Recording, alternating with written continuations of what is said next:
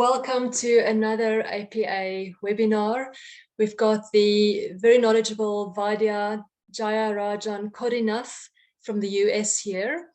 He'll be speaking on Ayurveda for modern parenting. Just to give you a little bit of background on Dr.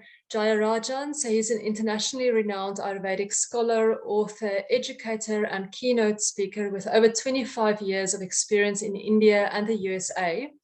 He is currently the CEO and Chief Ayurveda Consultant of Kerala Ayurveda USA and Executive Vice President of Kerala Ayurveda Limited, a full-spectrum Ayurvedic institution established in 1945 as part of the lineage tradition of Ayurveda in India. And in fact, he was just telling us before we let you all on that they are currently running a certification program in the US, and it's both online and in person. And they also run an online certification program in Norway, which is quite interesting to hear. And then he flies over to do some practical training over a week at a time. He also serves as a president of NAMA, the National Ayurvedic Medical Association. And his students know him as Dr. J. And he's a very compassionate healer and educator devoted to propagating the consciousness-based traditional teachings and practices of Kerala's Ayurveda across the globe. So just a little bit of housekeeping for tonight. We will ask everyone to keep your microphones on silent throughout the entirety of the talk. If it's not on silent, please forgive us, but we might silence it for you. Also, so that you know, the video is being recorded for those that can't make it tonight, and is also available afterwards. You know, you can purchase it for a small fee. And you are most welcome to put all of your questions in the chat box, and then Carolina and I will be reading them out at the end of the talk so that the Vaidya can give us answers to them. So thank you very much and enjoy. Thank you. Thank you, Colette, for the introduction. Namaste, everyone. So happy to be here. To the core, I am a healer, but I love teaching and I love sharing the knowledge. Coming from an Ayurvedic family, so I know that this is the mission. This is why I am here. So I was telling Colette and Carolina that I'm not here representing an institution or as a business or a job. This is my life. And please feel free to ask questions. I always tell my students that the more questions you ask, the more happier I'm going to be. Because every question is an opportunity to explain something very important. Okay? And also, a question from one individual may not be the question only from that individual. That individual asked first. That's it. Okay. So I made few slides, but I need to tell you, I was thinking that this will be, it's about Ayurveda for modern parenting. So there will be people, more common people who want to know about Ayurveda and modern parenting. And I know this is APA membership, etc. So seeing that there's more professionals here, Ayurveda professionals and practitioners, I'm going to orient more towards helping you to, one is about Ayurveda and modern parenting, how we can take this concept, this process in guiding parents. So I'm going to more orient towards how to use this in guiding parents on modern parenting. So can we start? Thank you. Thank you. Always before we start any class or presentation, one moment I take to honor the lineage traditions of Ayurveda. Thank you. Thank you. Okay, so I don't think I need to do any introduction to Ayurveda. I prepared this for parents, but still just few lines. We know that it is coming from the Vedic tradition of ancient India. At least 4,000, 5,000 years of documented history. And the anthropological and archaeological study says that at least 10,000 years before the documentation, the oral tradition. So But many a time there's a question that, hey, an antibiotic invented 15 years back is now obsolete. There's a new version. How can something which is 5,000 years back is still relevant, right? How it is still relevant? So the only reason is it is built on the true principles of nature, the sun and the moon and the wind and the water and the earth. And the nature is always the same. And few things, just to reiterate, there is no difference between us and the nature. Every moment we are changing to the nature, and nature is changing to us in the form of food, water, breath. So manipulating the nature is equivalent to manipulating ourselves. When I teach, I always say that when you make your grape seedless, rest be assured you are making yourself seedless, because grape seed is one of the best fertility enhancer coming from nature. When you make it seedless, you are contributing to your seedlessness. All right. Or when you make the chicken to grow in place of 24 months within 24 weeks, let's be assured our children will get matured and grow much faster than required, and they may start menstruating at the age of 8 and 9. According to me, that is a papam. It's a sin what we are doing to our generations. So following the natural principles and identifying ourselves with the nature and identifying our health and wellness is a part of the nature's health and wellness, giving a lot of importance to environment, social harmony, familial health, individual health, and covering the whole aspect of human life. Then, of course, mind and body are together as one unit. Always these days, even in those who are learned Ayurveda, we are very keen in doing our dinacharya, our abhyanga, our nasya every day and yoga every day. But the mind will be somewhere else. Then we will think that despite of doing all dinacharya and taking all this great supplements, why I am not still feeling well? We generally discard the state of mind. I don't have any idea how many talks I gave on this topic. Mind care is life care. Even in Norway, 3 weeks back, I gave 2 presentations to 2 groups on mind care is life care. And also, it is a most advanced system, you know this, right?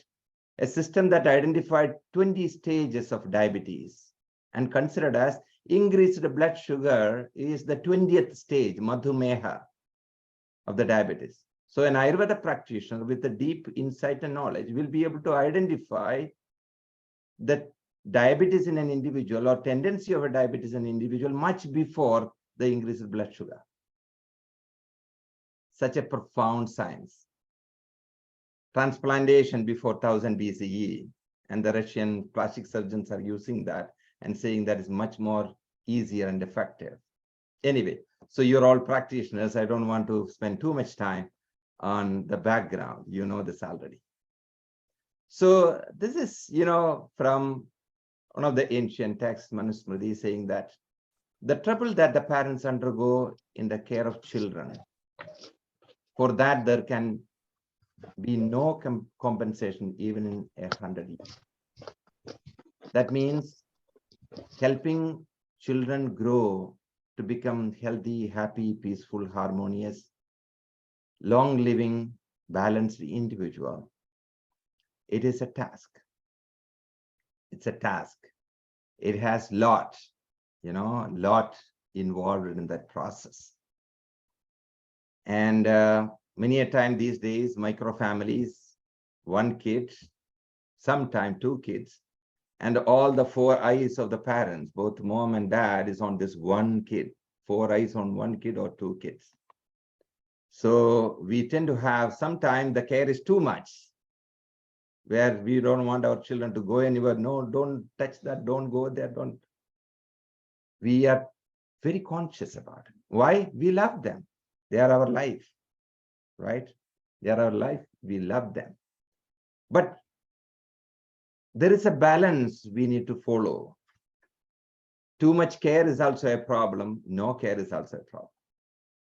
So Ayurveda gives a lot of tips and process in taking care of children and also guiding parents how to take care of children. If this is the, from an ancient Indian text, this is coming, I'll show you some of the quotes. It's not very far. And you may see it is a funny quotes, but there are some underlying issues behind these quotes, right? For example, the first quote saying that, by loving their parents, as they grow older, they judge them. And sometimes they forgive them. Sometimes they forgive them. Parents love us, but wasn't always sure they liked us, right?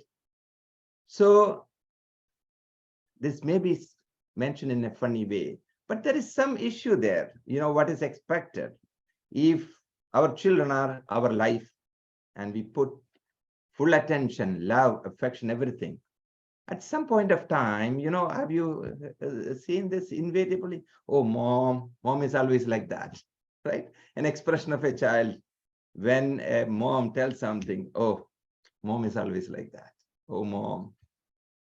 There is that many a time, especially in this modern world, that at some point of time where the child feel that mom is always like that and reluctance to follow and finding it difficult to help and need to see the children either suffering or going through imbalanced states and still not able to intervene many a time, especially the later part.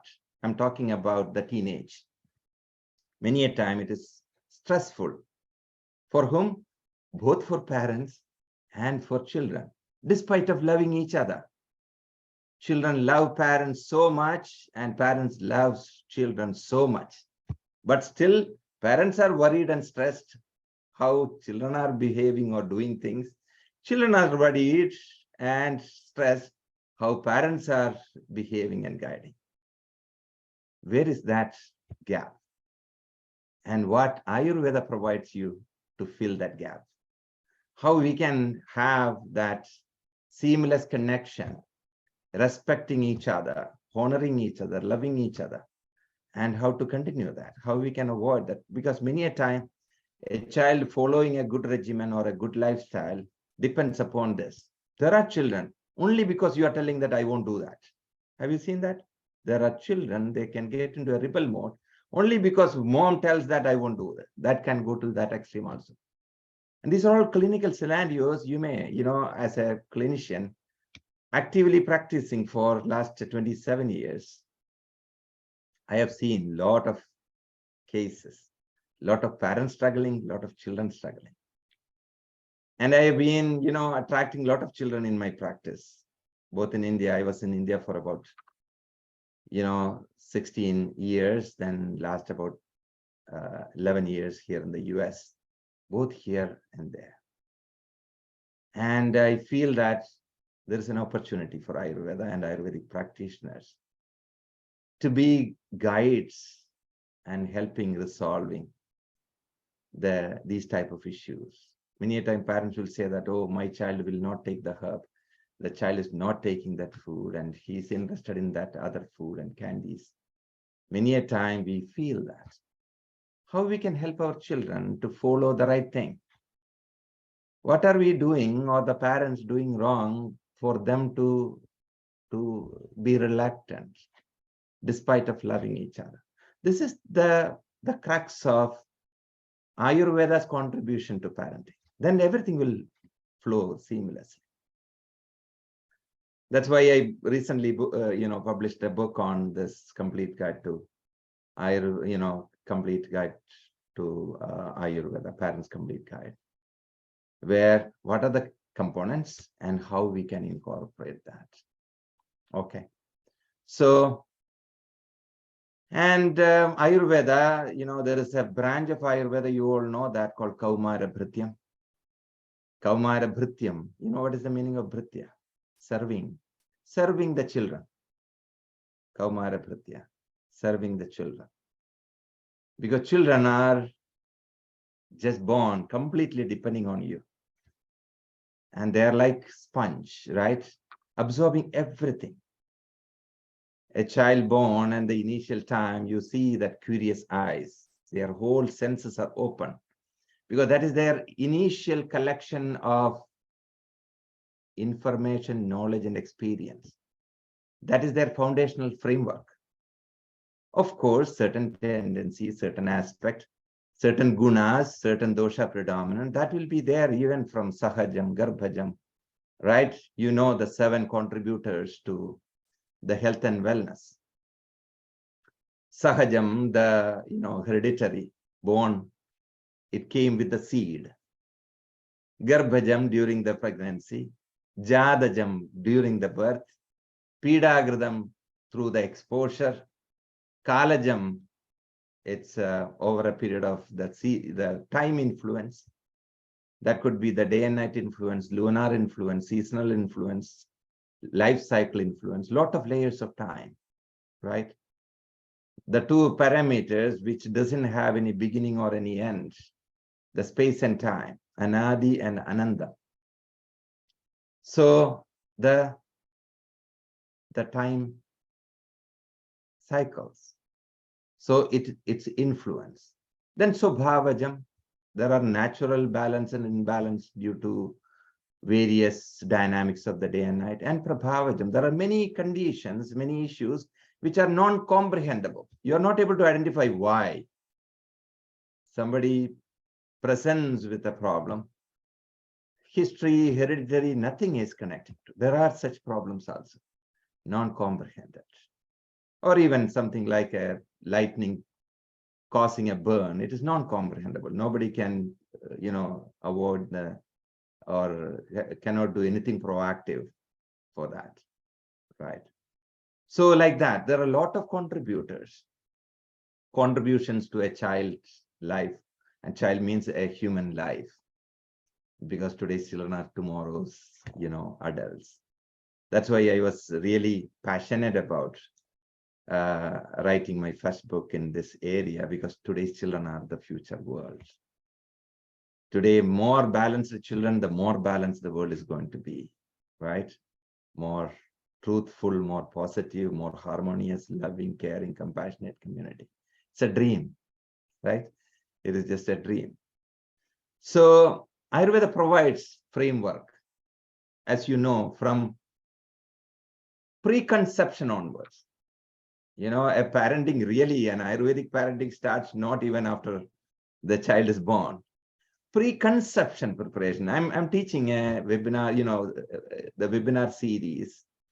Every Wednesday, it is Ashtanga Hridayam, taking the students through the root text of Ayurveda Ashtanga Hridayam. I chant the sloga, I make them to chant, go through the verbatim meaning and explain the deeper meaning. So the current segment is on conception, embryology, child development, delivery, etc. That is a chapter, Sharirasthana. So there is a whole process to prepare even before a sexual union to have a child. Then the pregnancy care, then the perinatal care, then after born care. These are all framing or setting or defining the mind, body, consciousness of a child, right? It is not only when they start speaking or when they start walking. It starts setting from even before the conception. So you know that Ayurveda has such a broader and deeper, understanding about it. The mindset of the mother during the pregnancy, or what are the emotional roller coaster she is going through during the pregnancy, can definitely influence the mind-body frame of the child. Now, some are inevitable. There are social, familial situations where mother wants to be perfect, but the situation is not perfect in life. But it was not perfect doesn't mean that you cannot work from where you are, right? As practitioners, you know this. When we learn Samprapti, the etiopathogenesis in Ayurveda, it is like a story, right? Chaya, the dosha increased due to reason, then it aggravated, then it is spread, then it is localized in a system or an organ or a srotas, develop as a disease, then it has gone through various stages of the disease. Seems like a story of sometime it is a 6-month story. Somebody started the problem 6 months back, sometime 5 years. But for a practitioner, they cannot go back 5 years back and start correcting the problem, right? You can start the journey with the rogi. We call the patients as rogis, but in America, Ayurveda is not a licensed healthcare practice, so we cannot call them patients. So we use the traditional Ayurvedic terminology rogi. If I say rogi, that means patient. I was not comfortable calling them clients. When I came here in Ayurveda field, everybody was calling them clients. Client is a fully transactional relationship, business relationship. When Ayurveda teaches us that anadhan rogino yasta putra vatsamupajare, take care of your rogis as your own children, how can we call them clients, right? So I started using the terminology rogi. Now even the National Ayurveda Medical Association here uses rogi as a terminology. Okay, so when this samprapti, it's like a story, but you can start the journey only from today when they come for the consultation. Then what is the samprapti for you? If closing all the aspect of the samprapti vigadanam chikitsa, if that is the disease management, the samprapti started 6 months back or 1 year back, how can you close it? Going back to 2 years, 3 years. For a practitioner, samprapti is in that flow of the disease where the rogi today, that is the stage of samprapti. What is the status of Agni? What is the status of Ama? Which dosha is out of balance today? And which srotas or dhatu or mala is affected today? And what are the rogis suffering today? That is from where the journey starts. What I'm saying is in parenting, many a time you may get parents coming when the child is at 5 saying that there is a problem. My child has this emotional issue. My child has this digestive issue. But still he is always looking for the ice cream, or he always wants that flaming chips, kind of thing. So you cannot go back to preconception or during pregnancy or immediately after born. You need to start the journey from where they are coming and asking you questions or having the consultation. So that means you should be able to assess and guide the parents, and the parents should know how to take it from there. And we know that each child is unique. No child is the same. Many times it is a challenge, especially in the Western side. Everything is within criteria, right? To give a medicine to a child for ADHD or not, is based on some very fixed number of questions and assessment. If the child has that criteria, one more, the child has to take the medicine. One less, no need to take medicine. Who decides that? How that is defined? Each child is separate. I have seen a lot of children prescribed with the ADHD medication, very strong medication. But from our Ayurvedic assessment, that child is a little bit more active than others because every child is different, right? Many a time, the challenge in the modern system is there is black and white. But Ayurveda understands it is not black and white. More area is in the gray area. Nothing black and white. Daytime is there, nighttime is there, but there is a period called evening where the light is going away and darkness is coming in. It won't come under exact white or exact black. The same way in life, we learn that in Dinacharya or Ritucharya, Ritu Sandhi, the transitional period, not this season, not the other season, in between. So Ayurveda has all the openness and flexibility to embrace that possibility of not black or not white. There can be situations in between. Even in a disease condition, before the full-blown disease, there is an area called the Purva Rupa, the prodromal symptom, the warning sign. It is not a healthy state. It is not a disease state, in between. So As Ayurvedic professionals, we have tremendous opportunity to fill that gap and help people to be proactive, not getting into a problem, or those who are having problem not to get into complications. Okay. So when it comes to the development of children, we need to follow all that aspects of the life, not only the physical development, not only the mental development, whereas emotional development, spiritual development, and to have that well-rounded approach. Okay. And as you know,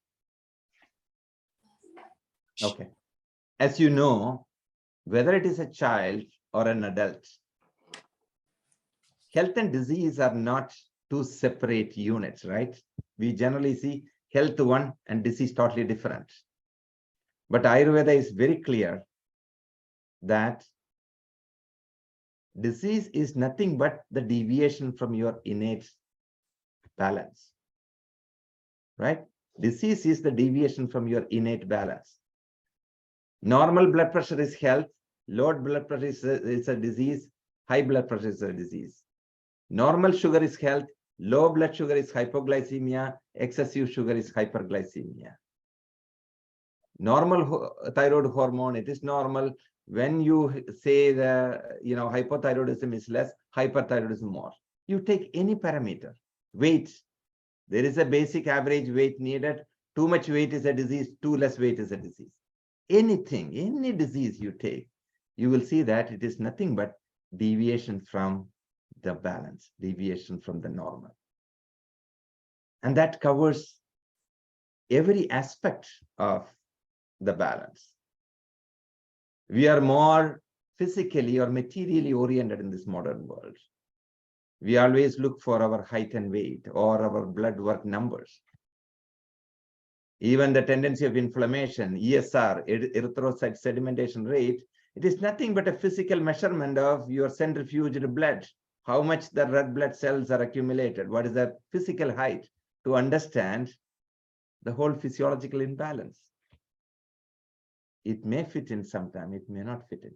There are a lot of people with high ESR, but still no problems. There are a lot of people with low ESR, but still having severe inflammation with it. That is also an opportunity for the Ayurvedic professionals. So the more you make it well-rounded, the better for our kids, right? And to guide the parents. It is not only about the structural, the bodily, the height and weight, and then the functional balance, then the elimination, balance of elimination, digestion and metabolism, then of course the mind, the alertness, the focus, the happiness, the peace. That together will bring wellness to our children. All parents should be educated, guided of this comprehensive approach, rather than the so many grams of protein and so many grams of carbohydrate every day. And I've seen parents even restricting sweets and certain food from children because they don't want their children to be diabetic in future. I tell them it is totally opposite. If your child is not getting exposed to sweet in the childhood, they will not be able to tolerate even minimal sweet in future. If your child is getting satmia, you know the concept of satmia in Ayurveda, right? Satmia means to what situation you get used to is satmia. If you make yourself more satmia in childhood with the sweets and all those things, your body will be much more resistant for forming any abnormality from the sweetness. So if you want your child to be not having diabetes in future, let your child eat in some sweet. I'm not saying that overloading with sweet, but the too much restrictions or not allowing them to get exposed is a problem, right? There are even studies. Children, those who are going through challenges in the early ages, they'll be much stronger in facing their life as they become adults. Children who had very smooth life, everything is taken care by parents, No need to go anywhere. No need to do anything. Everything is in the platter. So good, because we are taking care of our children. That is not taking care of your children. Restraining or avoiding them from getting exposed to normal life challenges is not good for your child. They should get exposed. It is not that we need to take them through trauma. No, not extreme. But the usual challenges, task, exposure, they have to. Then only they will learn. It's a part of their learning, right?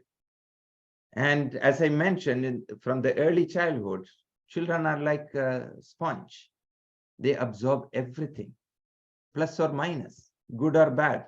They don't have any idea what is good and bad because there is no reference point. There is no samskara and vasana. Samskara means the collection of experience. Vasana means the tendency developed from that collection of experience.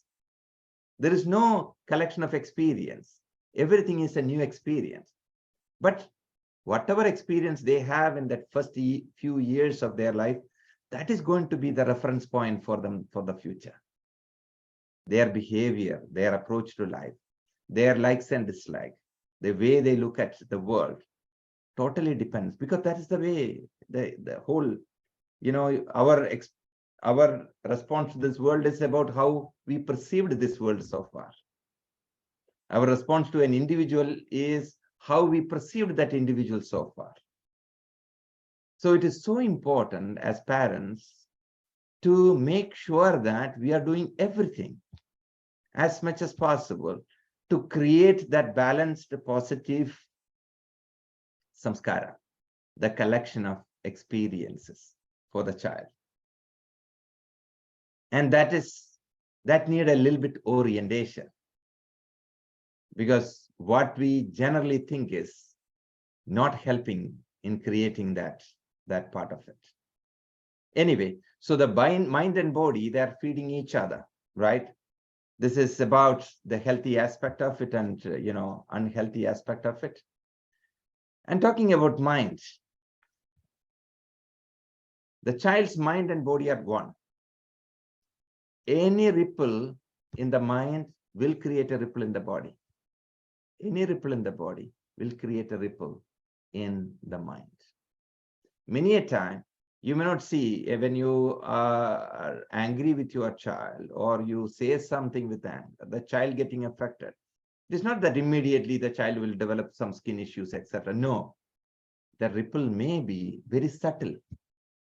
Most of the time, people develop problem as a cumulative effect. You won't see any symptom until it tips over, right? You learn that when you learn the samprapti, right? What is the difference between chaya or increase of dosha and the kopa or the aggravation of dosha? Both are increase of dosha. One we call it chaya, the next stage we call it as kopa or prakopa. What is the difference? It is like this cup.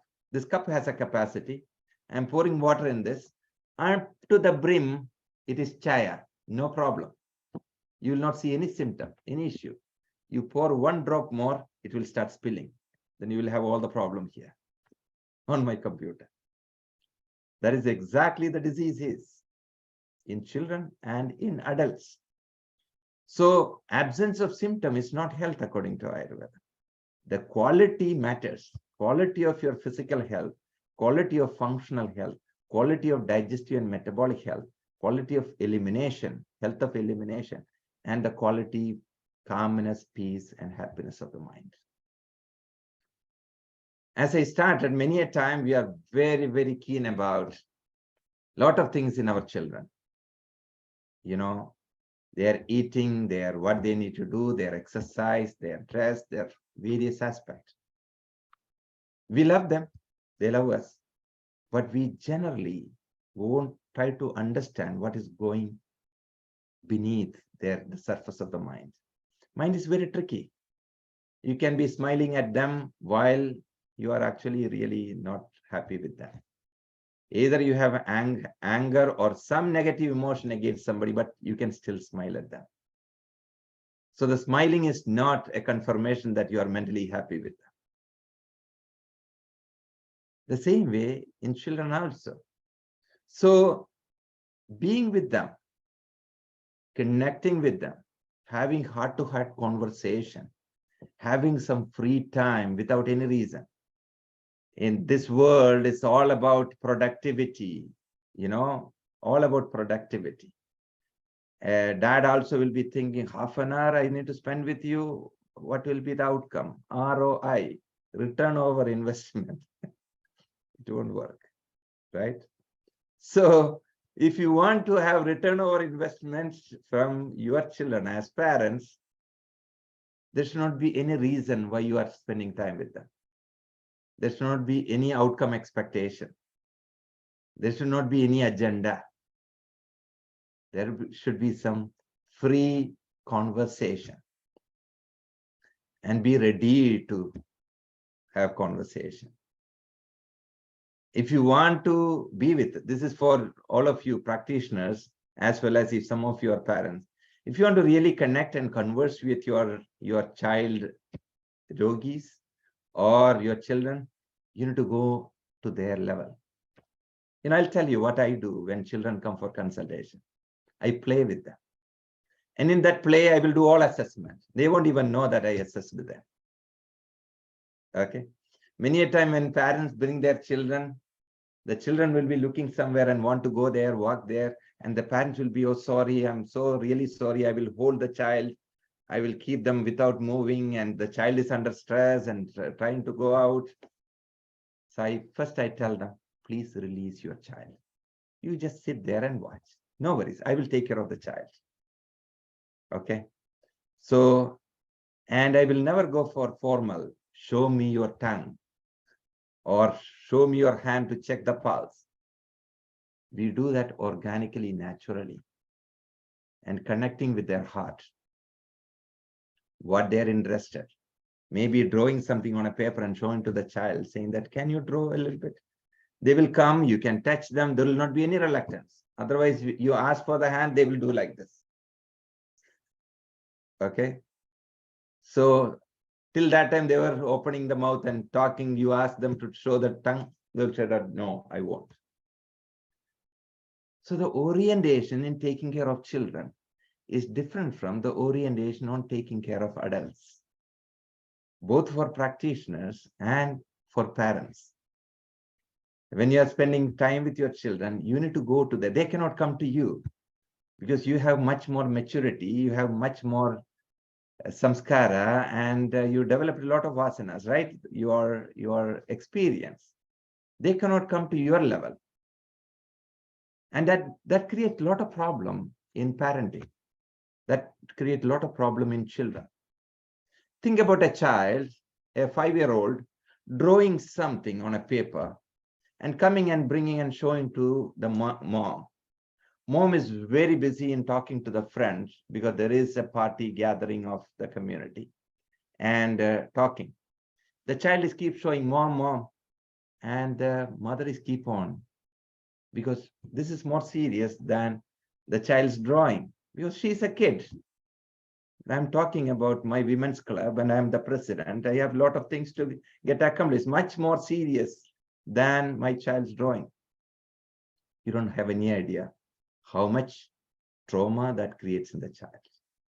Feeling of neglect, feeling of not having, attention, not having love, care. We may take it very simple, but it will create deeper wounds in children. And we need to be sensitive about it. We need to be mindful about it. And we should be able to manage. Of course, serious conversation is serious conversation, but the management should be in a much more supportive, loving, and caring way. I have come across a lot of such cases. I'll tell you a story of a child. A 6-year-old girl found her dad's shirt on the floor dirty. She felt an idea that, hey, I'm going to wash this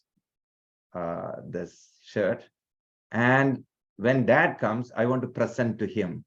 I did this, washed and made it clean, and evening the child is waiting for the dad to come. Okay, shirt neatly hanged on a hanger and waiting. The dad comes in, see the child with the shirt, looks at the shirt, calls his wife and asks, hey, this is my new shirt. Who will give this new shirt to wash to this small child? That girl fell into depression. And it took a longer period to bring the child back. That one sentence. That is where I give a lot of importance to this. Your child's mind and body are one. They can develop bodily disorders, right? Trauma doesn't mean, for us, trauma is life-threatening or, harming, making painful, etc. But for a child, trauma is not that. Even a neglect is a trauma. Otherwise, I have shown you some of the quotes, the modern quotes about parenting. Even though it was funny, you could see the neglect of that. You could see the difference of opinion or difference of hearts. You could see the frustration. You could see that division. They're all famous people. So it is so important. And Ayurveda gives you a lot of tools to get there in various forms. Okay. So the mind of children, we are all good in taking bodily care, giving them, bath every day and giving them clean clothes every day and making sure that, the bed is done and sheets are changed and a lot of technical things, normal things. And but the mental, emotional aspect of a child is very important. And this is only you see these two emojis. The primary difference is the curve, the downward curve and the upward curve. But that means a lot. To make your lip from downward to upward, that difference will have an impact much beyond what we think. As a clinician, I have seen that a lot. When parents are staying in that adult parent stage, not able to tap into, not able to resonate, not able to recognize and identify that subtle mental, emotional things, then we'll have more codes, which I showed you in the second slide. That codes will be more in future. The sarcasm will be how different I felt about my parents, how bad they were, how, despite of parents, it is heartbreaking for parents to see or hear that, because they spend their whole life for this, or they spend a lot of effort with love and care, gave person for every birthday and for every good grade in the thing, they gave, presented, hosted special events, but still the child feel,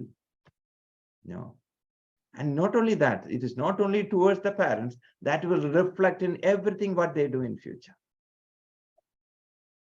Okay. I'm not here to create a lot of concern in Ayurvedic practitioners and parents, but the reality is reality. And this is going to be more in future. Why? The demand and the pace of life. The life is so fast these days. When I teach my students, I tell them, I can realize how my grandparents were spending a day. They had time for Abhyanga every day. They had time for meditation every day. They were happy, relaxed, peaceful. Then after that, my parents, my mother was a teacher. She wakes up and see in the farm all the work is going on. She rushes to the half a mile. She walks to the school, come back for the lunch break and serve the food for people working there, and she goes back. It was much more faster than my grandparents. Now think about me. I don't have any idea from the morning to evening how the time goes. I'm doing very, things I'm passionate about, but still I am a human being.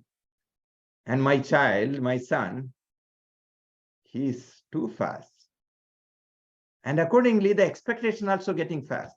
I was okay to wait for a minute or more to open a window, a browser window when I got my first computer a few years back. I was okay to wait up to a minute to open. Now, even today, if it is taking more than that 5 seconds to open a page, I'm not that happy. Whereas my son, maybe 1 second. And it's so funny these days, even the technology is making in a way how the human mind is fast.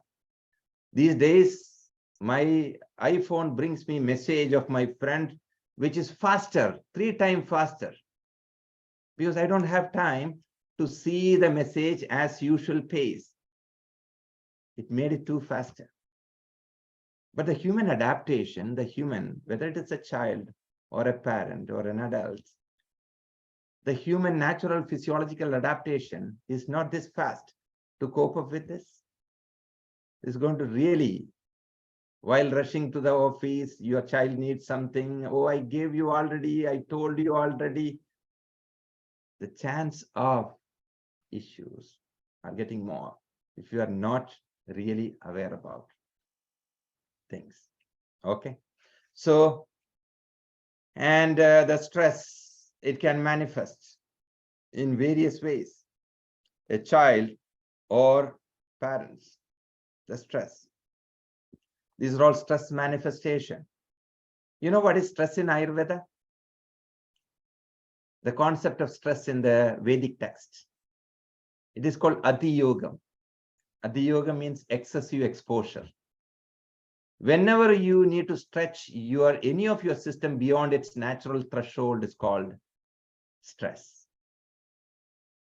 And Vagbhada in Ashtanga Hridayam says that Kaya Vak Mano Bedena Karma Bitritha Tatra Kayadi Karmano Ati Pravrti Rati Yoga.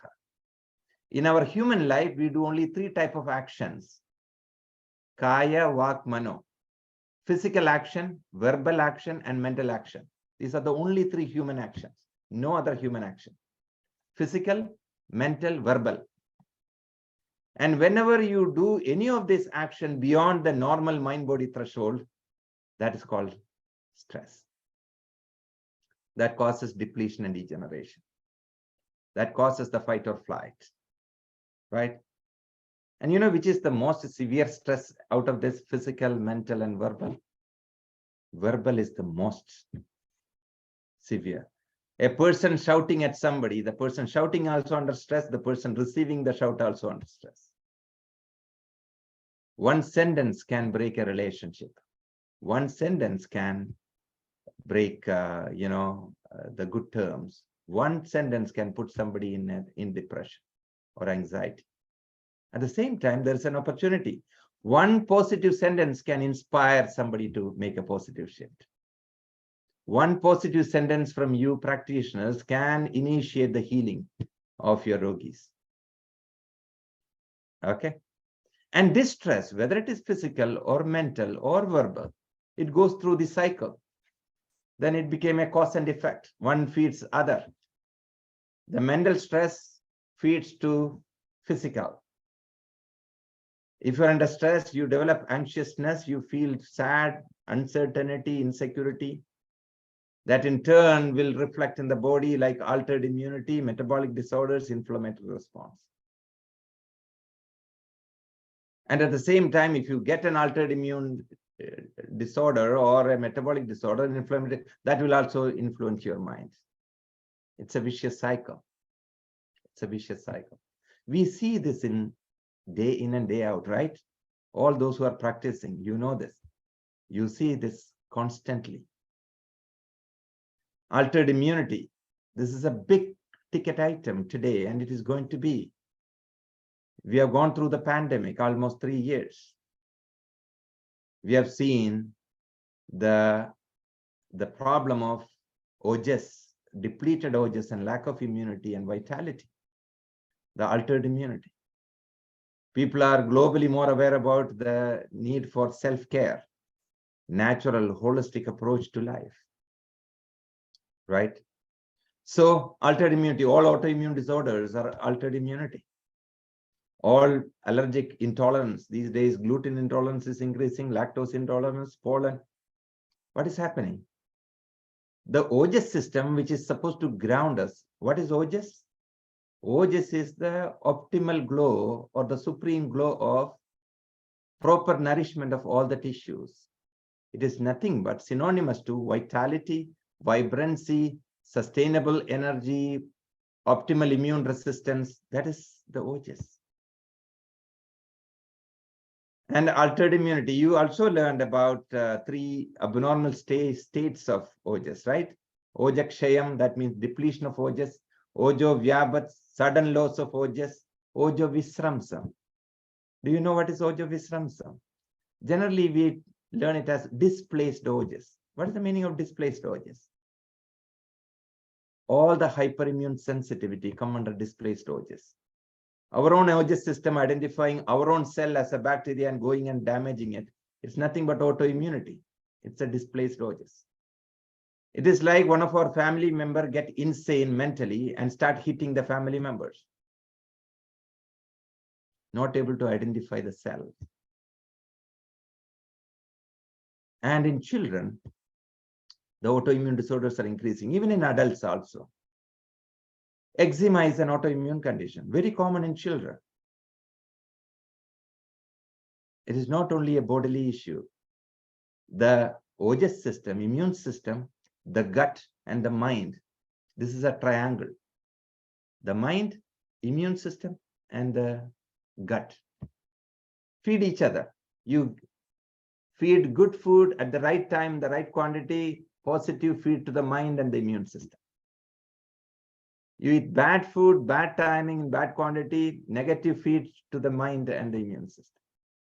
And negative thoughts, stress in the mind, bad influence on the immune system. That is why all autoimmune disorders aggravates or flare up when they are emotionally affected, when they are under stress. You must have seen this in a lot of cases, right? And even infections. You know, when you get the herpes or a canker sore, herpes, people will tell you that whenever I am under stress, I get this herpes. But we know that it's a viral infection. Herpes is a viral infection. Then what is happening?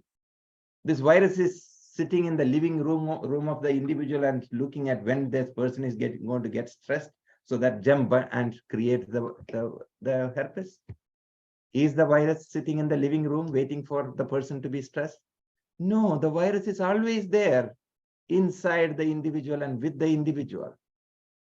When the person is under a lot of stress, when that immune resistance level goes down, the ojas and anxiety, ojas and stress is opposite. Stress increases, ojas goes down. When the threshold of the ojas, the shield of resistance goes below the strength of the virus will start. Until then, it is dormant. So no point in going behind the bacteria and virus and fungus. We need to chase people, not to chase bacteria, not to chase virus. Chasing people to make them more stronger, balanced, healthy, building optimal ojas. No bacteria can touch them, no virus can touch them. That is the same way in children. We need to help parents to understand that, right? Every time in a 20-student class, 2-3 will be always coughing and sneezing and having congestion. Why not other children are not having that at that point of time? It is that the virus is only with the 3 children, virus will not go anywhere else. No, the other children, their shield, ojas level was optimal at that point of time. So lot of self-care, guidance to parents to take care of the children is very, very inevitable in supporting them. So now I'm going to focus on the guidance to parents for better parenting, certain key tips. Then I'll give you some key tips for the practitioners and to manage children and to guide parents to manage children. Okay. Whenever I talk about mind, I will always talk about sleep. Because your body can take rest while lying on the couch. But your mind can take only complete rest only when you are in deepest state of sleep. Your subtle system, not only the mind. Mind, subtle system includes the subtle dhatus like the shukla, majja, the mind, the ojas system. These are all the subtle systems. That means neurological system, reproductive system, the mind, the immune system, they all come under the subtle system. These subtle system can get complete rest, because from the time we wake up till we sleep, it's only wear and tear. Physical wear and tear, mental wear and tear, sensory wear and tear. The only time our mind-body system heal, replenish, repair, recoup, rejuvenate is during the deepest state of sleep. In children, sleep is so crucial. Sleep is so crucial. I had a case on the other day when I checked, the child is getting a lot of sickness, etc. Child is only 6 years. I asked when the child sleeps. Oh, he sleeps with, when we sleep. What time you sleep? 11, 11:30, 12. Then I had to explain them. If you need 7 hours sleep, your child needs 12 hours sleep. Because that is a time of rebuilding, not rebuilding the system. They need much more nourishment than depletion. By extending the day, you are facilitating more depletion that affects the recuperation and further building. Because every day our life is, we spend during the day. First step is recoupment back to normal, then nourish further. In children, nourish further. For us, in adults, recoupment is required. But in children, recoupment and nourishment, they need much more sleep than adults. Right? So that is why Ayurveda gives a lot of importance to sleep. I'm sure you learned this. The 3 pillars holding the life in correct balance is, one is ahara, the inputs, then nidra, the sleep, then the routines. Sleep is 1 out of 3 pillars holding the life in correct balance. In this commercially influenced world, material world, we always think sleep is a waste of time. I can be more productive. I can finish some more my work if I don't sleep much. It should be totally the way. When we look at long-term health, the longevity, sleep aspect of it. How to guide parents? Guidance for parents. We know that an individual can help himself or herself only in 2 ways: to make them healthy, harmonious, happy, peaceful, and able to live the longest possible. The goals of Ayurveda. Healthy, harmonious, happy, peaceful, and able to live the longest possible. To accomplish this, you have only 2 options. When it comes to children, the parents will have only 2 options to help them. What are those? Managing the inputs and managing the lifestyle. Aharascha viharascha. Ahara, generally we say food. No. Aharanad aharaha. Whatever you take in is called ahara. There are 4 inputs: food, water, breath, and perception. And these are the only 4 inputs in our life, nothing else. Food, water, breath, and perception. What is perception? How our mind takes and reacts to what is coming through the senses. That is called perception. All the 5 senses brings information from morning to night till you sleep. How our mind takes it and reacts to it is called perception. Right? Aksham pradyaksham pratyaksham. The direct perception, how your mind reacts to it. Then, of course, ahara means input, only 4. Vihara means lifestyle. What is lifestyle? What you do on an average day-to-day basis is your lifestyle. Whether it is adult or a child, these are the only areas we can guide and help. Guide parents for children, guide adults for their own health. These are the only option for self-care, nothing else. Okay. So, regarding food, 3 points: when, what, and how much. You know which one is most important in this? Most of the people will say either what or how much, but Ayurvedically, it is when is the most important. That's why you learn the ancient, slokas, the expression or the sutras in the Vedic text. Everywhere they start the sloka with Kale hidam midam bruyat. First is Kale, yatha kalam, in right time. That's the first priority. Kale hidamida bhoji kadajam kramena vamachaya. Kale yatha kalam, in the right time. And we generally don't realize this. Parents won't realize this. They think that I need to feed my child when my child asks for food, or I need to feed my child when, the child feels hungry. No, from the beginning itself, there should be a regimen. Everything in this nature works in cyclic rhythms. Everything is in cyclic rhythms. The day and night, sun and moon rhythm, the lunar rhythm, 28 days, the seasonal rhythm, 365 days, everything is cyclical. And everything is cyclical in a human mind-body system, right? The cardiac rhythm, the respiratory rhythm, the digestive rhythm, the sleep rhythm, the menstrual rhythm, everything is cyclical. Since the entire human system works in cyclic rhythm in sync with the nature, Ayurveda says our body is expecting a cyclic rhythm from us for everything what we do on a day-to-day basis, especially eating and sleeping.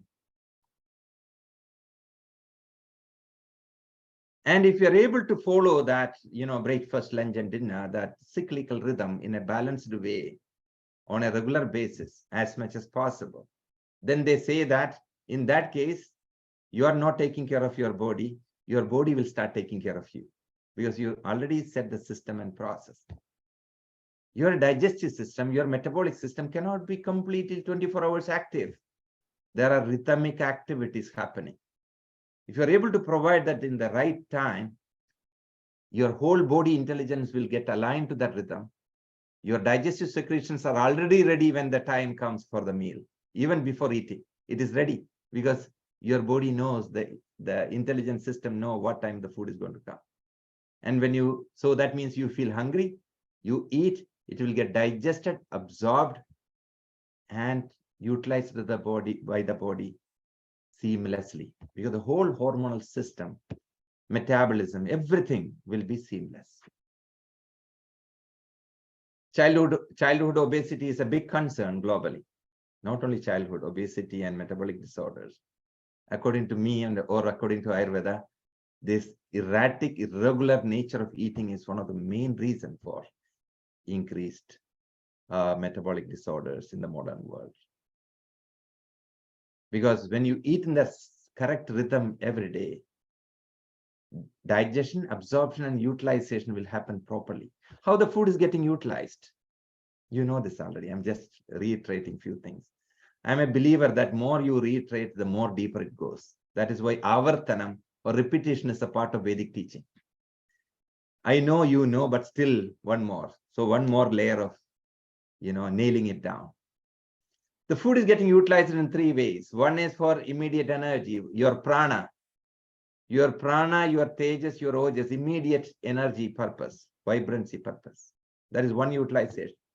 Second utilization for tissue nourishment. Your food need to nourish the rasa dhatu to shukla dhatu, all the dhatus, tissues. You know what is the third utilization? After using for energy and tissue nourishment, whatever balance, it will go and deposit as fat for crisis management.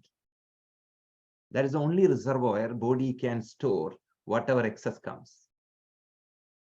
If you eat every day in the regular rhythm, since your whole body intelligence aligned to the rhythm, whatever you eat will be completely used for energy and tissue nourishment. The chance of balance is very less or not there. So what is the outcome? Your strength will increase, your ojas will increase, your prana will optimize, your bulk will not increase. Now think about somebody, one day, 8 o'clock breakfast, second day was in a hurry, school bus just came, child is running, didn't get time for food, no breakfast next day. And the third day was a holiday, and we allowed the child to sleep till 11 o'clock and had a brunch at 11 o'clock. It's total disruption. When you eat 8 o'clock today, tomorrow your body will think that, oh, 8 o'clock is the food is going to come. you're not eating next day, then the third day, the body will think that anyway, yesterday nothing came, today also nothing is going to come.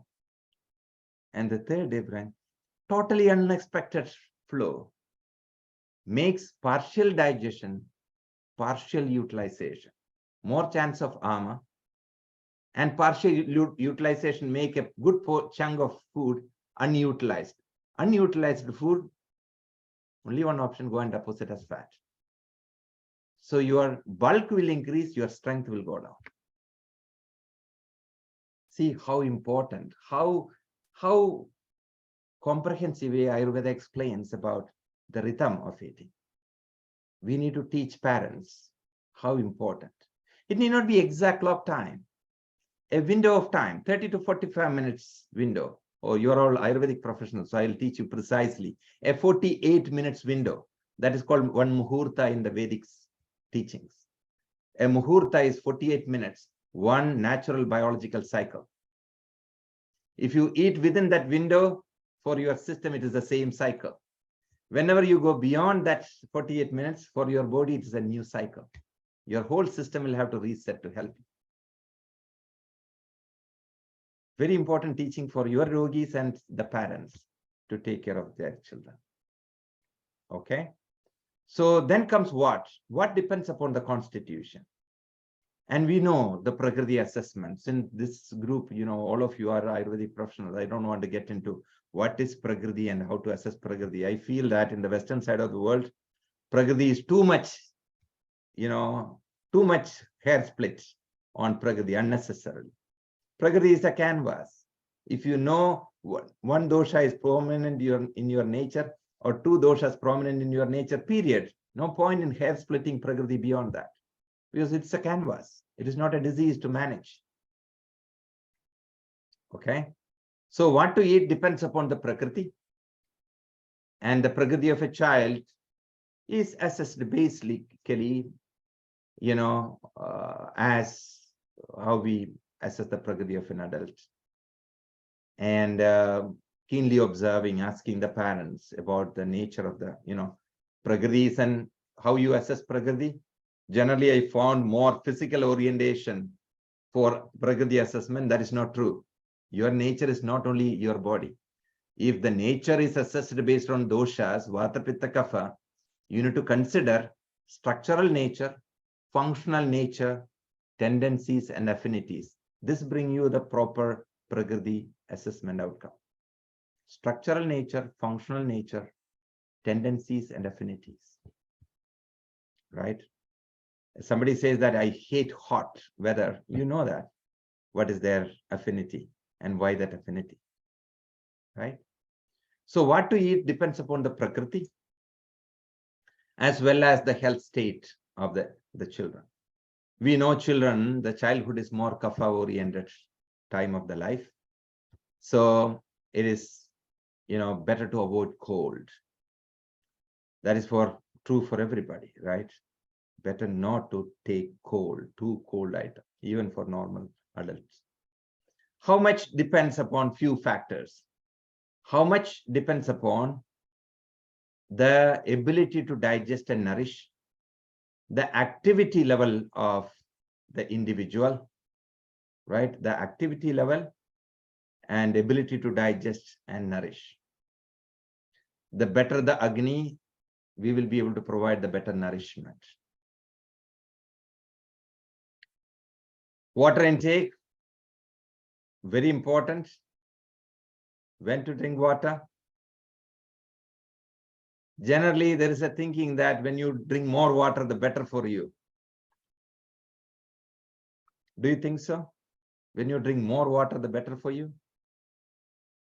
The first statement about water intake in Ayurveda is Atyambu panatne vipechyate annam. When you drink a lot of water, that will delay your digestion because your Agni, your fire in your gut is in the liquid form. Any liquid form of fire, when you add too much water, it dilutes. A diluted acid is very weak to digest your food. So don't think when you drink too much water, it is too good for you. Optimal water. The only time Ayurveda suggests more than a cup at a time is first in the morning. That too, if you're going to eat breakfast at least half an hour to 45 minutes after the water intake. If you don't have time to wait for that much, then better not to drink 2 cups. Better to stay with half a cup to 1 cup. So sip throughout the day, that is when, right? We need to guide parents. Many a time for making the children to eat more, with each bite, they will keep feeding water. Have you seen that? Then the child will swallow quickly. Otherwise, the child will keep on waiting. And you have a lot of work to do. Your meeting is in another 15 minutes. With every bite, you give water so that quickly swallow. Not a good idea. Okay. So not too much water with the meal. You can sip if feel thirsty, or make the food semi-solid and semi-liquid in the gut. Then what means what type? Fluid. Fluid can be, it need not be plain water. Ideally warm water, warm, warmth is always good. Body temperature is the normal, and too cold is not good. Cold water intake is another main reason for many of the metabolic disorders, digestive disorders, immune disorders. Because our body temperature is fixed between 97 and 99. Whether I am in Alaska or in Mexico, doesn't matter. My body temperature is 98.6, between 97 and 99. Whenever you drink too much cold water, your body is struggling to bring it back to 98.6. All the energy kept for your digestion and metabolism will be utilized to manage to bring it back to normal. You're compromising or weakening your own digestion and metabolism. Please guide parents. Please guide the children. And how much depends about activity, weather, etc. Never allow the urine to be too yellow. That is one layman's guidance about water intake. Never allow the urine to be too yellow. If it is colorless or very straw yellow, then it's okay. Breathing, I usually give it as a ritual for parents and children. The bonding is very important. The connection is very important. Okay. One is downtime. Breathing, I usually give this as a ritual. Create a ritual every day at home before you have the dinner, or sometime, it is not to be evening, morning. You spend 10 minutes or 15 minutes with your children, having a family ritual. For example, alternate nostril breath is good for everybody, universal, balancing for everything. Do a ritual, make it as a part of an important ritual. Just spending a little bit time. Connection, downtime. These days, everybody should do alternate nostril breath. Okay, everybody should do. Because breath is the link between, those who are into yoga, the Pancha Koshas, that connects the Annamaya Kosha and the Manomaya Kosha, that is the Pranamaya Kosha. The breath is the link between the body and the mind. And after all the chaos and the homework and all the sports and activity for the children, for the parents in the office, stress, etc., it's a good ritual to spend 10-15 minutes to do certain. Sit together, close the eyes, say some good positive affirmation as a family statement. Something, invoking, something inspiring. That could be something simple children can understand. Then keeping that as the sankalpa, just take some few breaths, at least deep breaths. Take deep inhalation and long exhalation for 3 minutes before dinner. Something of that sort, I would encourage you to guide parents with. That can make a huge difference. That 5 minutes is equivalent to 2 hours you are playing soccer with your child. That sitting that 5 to 10 minutes down and having some affirmation, conversation, some fun. It can be a fun activity, breathing. That can give you much more dividend within small time than playing soccer 2 hours with them. Okay. So those type of simple things. Perception is a big ticket item, how you develop perception in children. Few tips for parents. One, one, never have conflicts in front of your children. Adults conflict, right? Many a time the child may be 2 years, 3 years, 4 years sitting and playing somewhere. Mom and dad are fighting for something. The child will not cry, child will not ask why, child will be just looking and sitting. But you don't have any idea, they are absorbing everything and recording it into their collection of their experience. And over a period of time, that can be the source of many of their psychological feeling insecure and uncertain and all those things. Adults can have conflicts. It need not be, life need not be always smooth. There can be difference in opinion. Go to a room, close the door, you finish everything there in whatever way you want. Then come out. Never do that in front of your children, thinking that the child is playing and not knowing this, or child is not crying, so child is okay with it. Child is not okay with it. Okay. Second tip, please minimize no to your children. Please minimize no. Since we are really protective about our children, we always say, no, don't touch that. No, don't go there. No, don't do that. Don't lift that. Always no and don't. Then it is about like this. You are going to do something, somebody saying, no, you don't do that. You are going to do something else, somebody saying, no, don't do that. It creates fear inside. It creates conflict inside. It creates frustration. And it's minor, but it accumulates. Then they will start seeing everything in life with uncertainty. Then they will think that, will I be doing wrong? For everything, they will have that indecisiveness and feeling that they are going to do bad thing. They are not up to the mark. They won't do the right thing. They will start developing their own feeling as they grow up.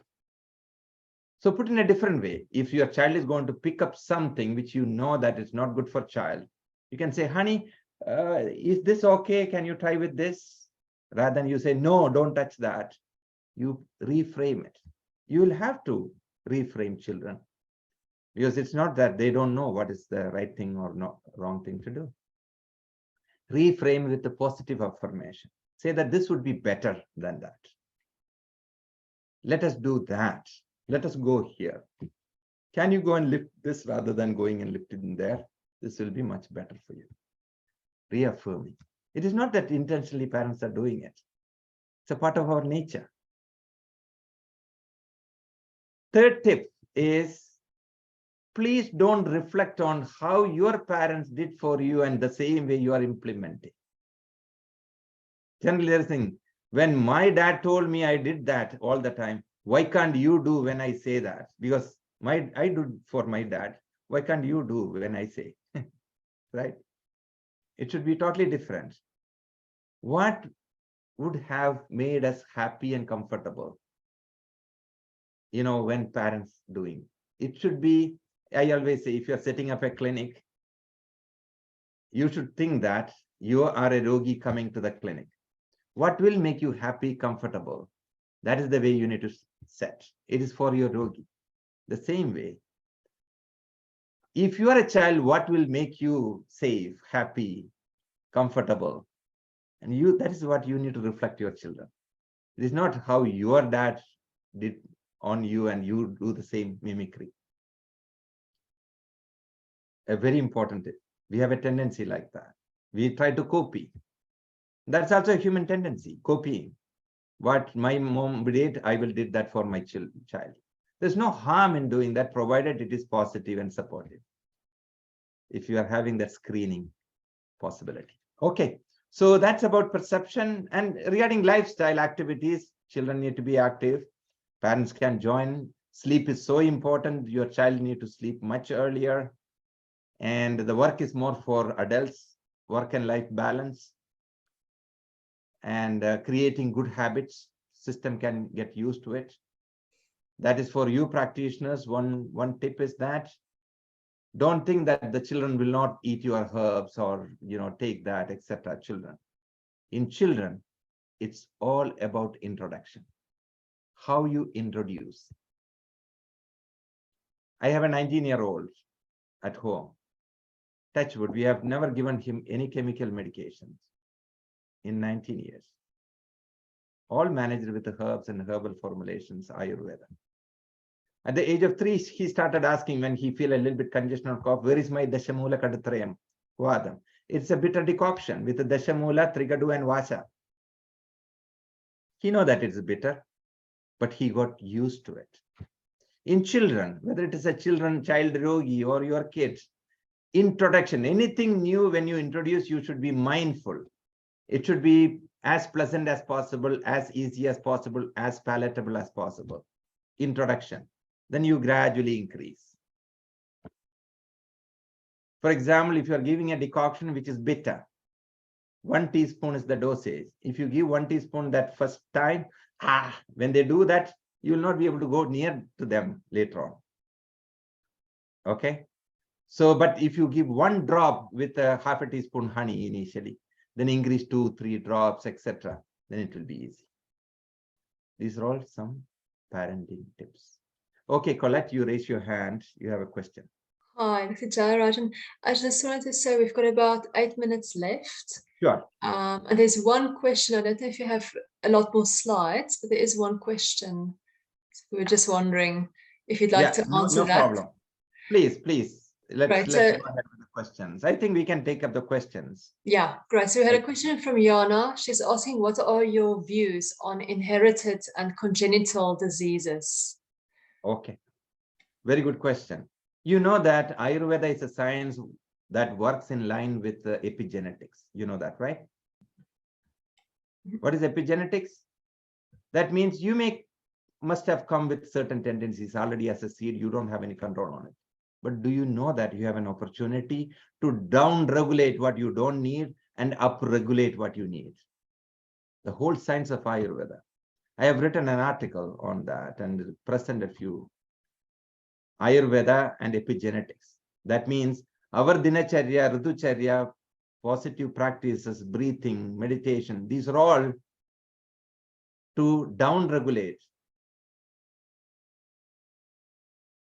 A child of diabetic parents, both mother and father diabetic, the child need not be diabetic. There will be a increased propensity or a possibility of diabetes. But if the child is aware about it, able to do certain practices, rituals, and that could be herb, that could be diet, etc., the child may be able to keep it under. The tendency is still there, but it may not come out. So the congenital or the hereditary disorder, the approach is that we may be able to bring it under control. Sometimes we may be able to delay that. You know, baldness is a family trait. It is there in the family. In place of somebody getting bald at the age of 40, we may be able to help them to make it at 55 or 60. 2 possibilities. One is delay and make it mild. Second, not allow that to express at all. Okay. Ayurveda is all about your possibility, your opportunity. Ayurveda is a science of empowerment. When you say, hey, the healing mechanisms are within you, you are the healer. It's an empowerment. Okay. Any other questions?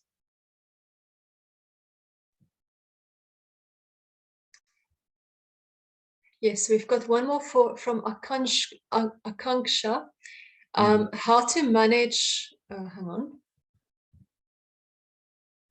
How to manage or follow dinacharya in a country like, let's say, Norway, which is a land of midnight sun? Okay, very good question. Very good question. Okay, so, you know, in India, it is easy for us because the variation is maximum 48 minutes.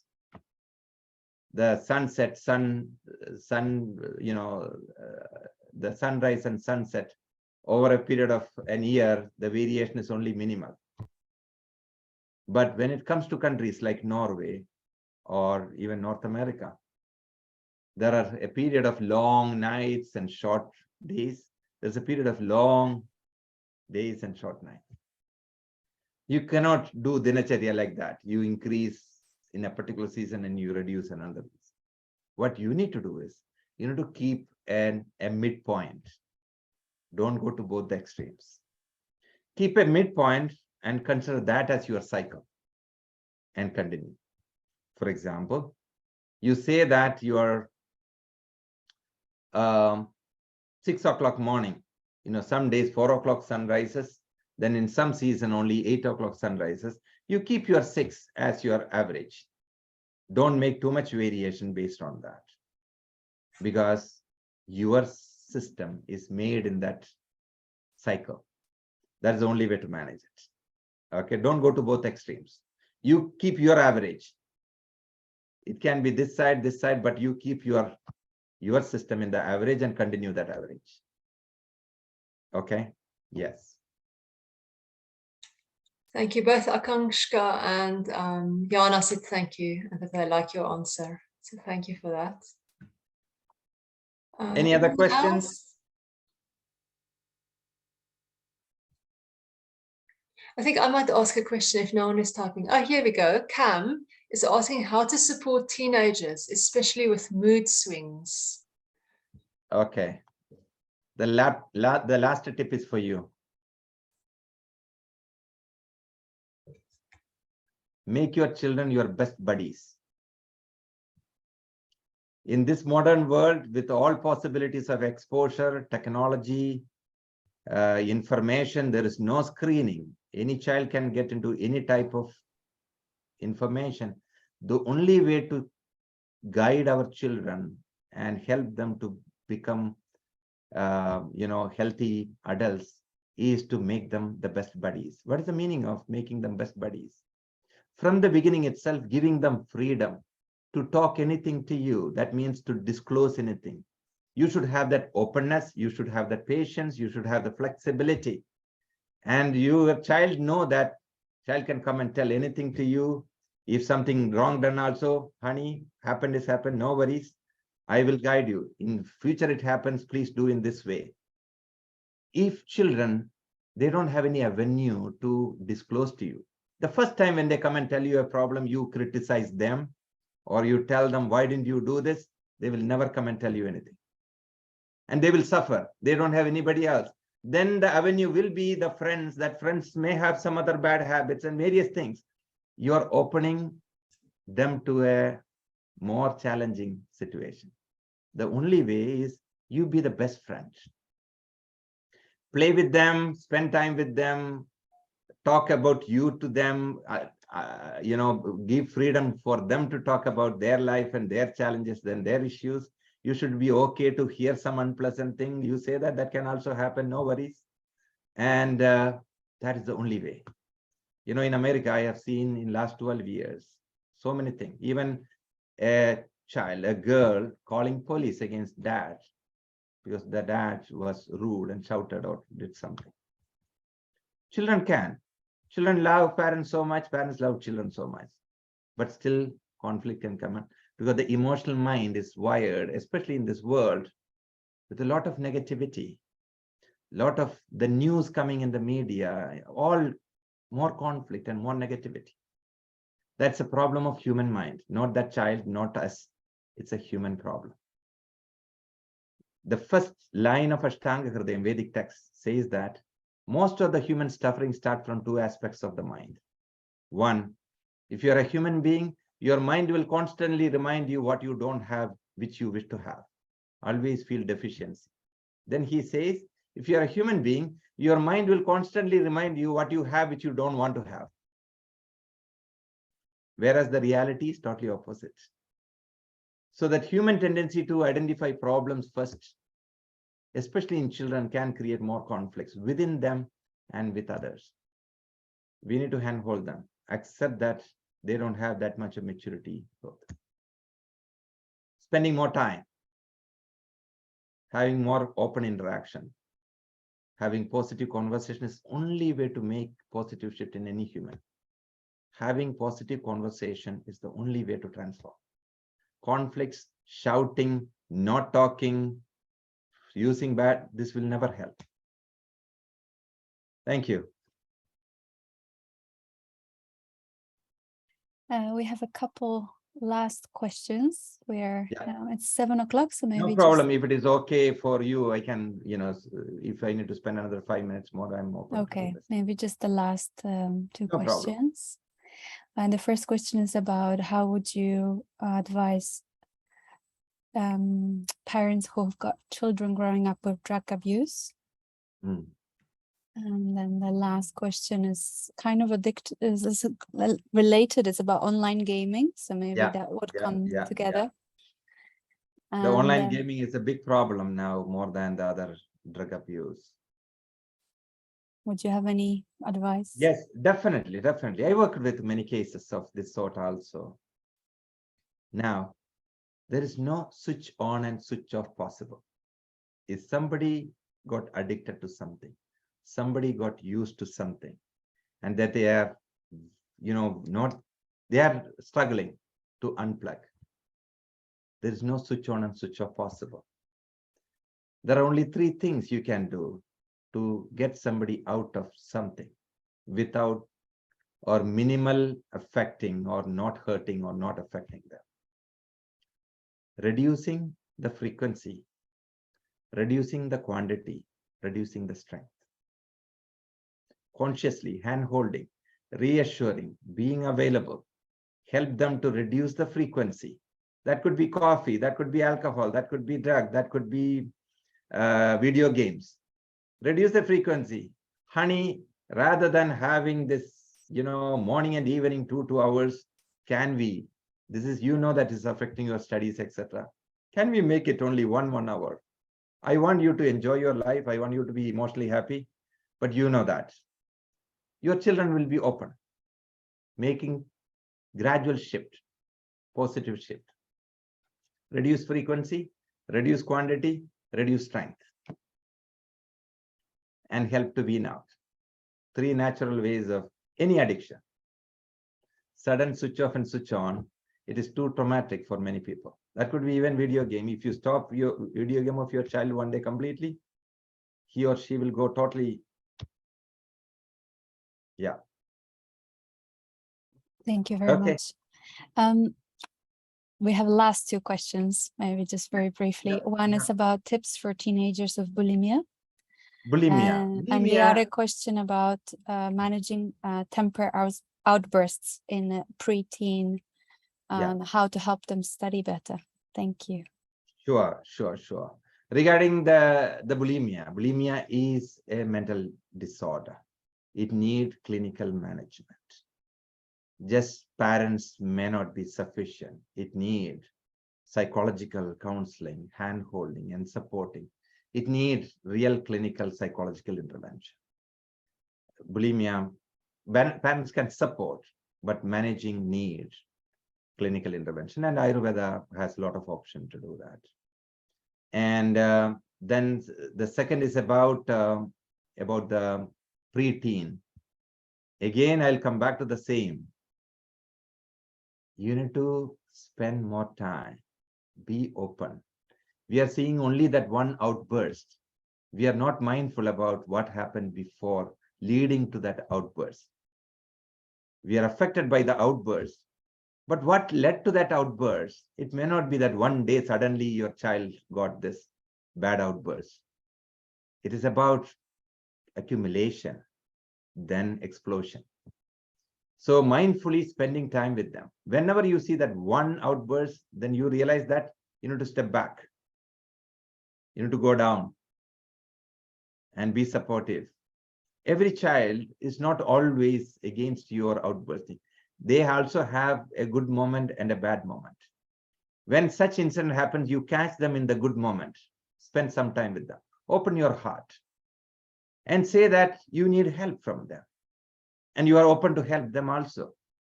We understand. You say that you acknowledge. You understand that you did that because of so many reasons.